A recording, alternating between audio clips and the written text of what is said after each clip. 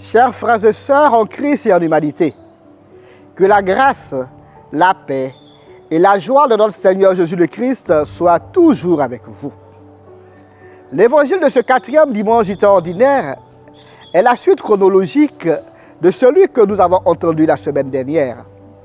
Jésus, après avoir appelé ses premiers disciples, commence son ministère public. Il opère guérison et miracles, ce qui accroît sa renommée. Il attire à lui une foule nombreuse. C'est donc à ceux-ci qu'il s'adresse à travers le sermon de la montagne. Son message contraste avec celui des autres. Il déclare bienheureux tout ce que l'on considérait comme malheureux, les pauvres, les faibles, les pleurnichards et ceux qui sont sans défense. À travers une série de béatitudes, Jésus fait comprendre à ses auditeurs que le plus important n'est pas le bonheur terrestre, mais celui du royaume des cieux. Et que celui-ci passe par la fidélité au commandement et à la parole de Dieu. Pour être véritablement heureux, il faut être artisan de justice, de vérité et d'amour.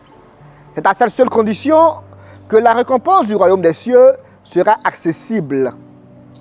Il fait aussi comprendre à ses auditeurs que vouloir se mettre à sa suite demande détermination et courage. Car ces véritables disciples rencontreront incompréhension et persécution. Cependant, c'est par leur persévérance qu'ils obtiendront l'héritage promis. Le Christ ne fait ni l'éloge de la misère et la pauvreté, encore moins celui de la paresse.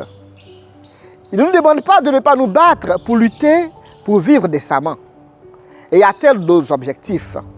Il veut simplement nous inviter à tenir compte de la dignité et de l'intégrité du prochain dans notre quête au bien-être.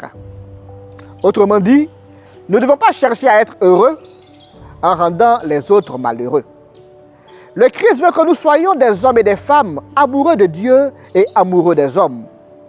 Des hommes et des femmes épris de justice, de paix et de vérité. En somme, les béatitudes sont un programme que Jésus nous donne pour notre bonheur et celui des autres. Loin de nous faire du tort en nous rendant la tâche difficile, ce programme nous aide à être heureux selon le cœur de Dieu.